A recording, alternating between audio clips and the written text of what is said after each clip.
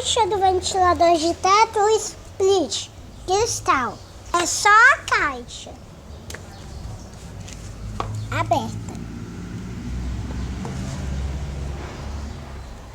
Por dentro e por fora.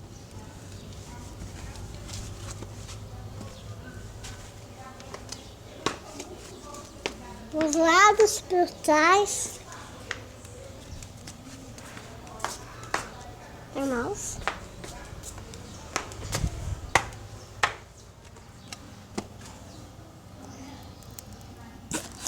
Tá vendo aqueles negócios? Parece lâmpada, mas é um negocinho da alça, né? Parece lâmpada. Tem dois ainda. Tchau, essa foi a nossa caixa do ventilador de teto split. E essa caixa é do ventilador de teto split cristal de teto.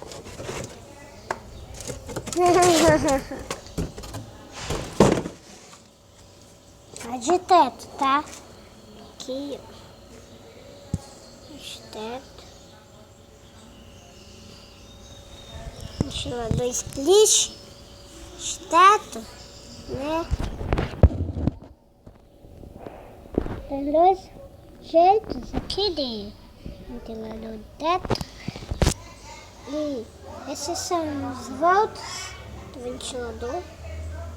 Ele é split, né, gente? Cristal, ventilador de teto. Tá gastando energia muito. É cristal, tá falando aqui.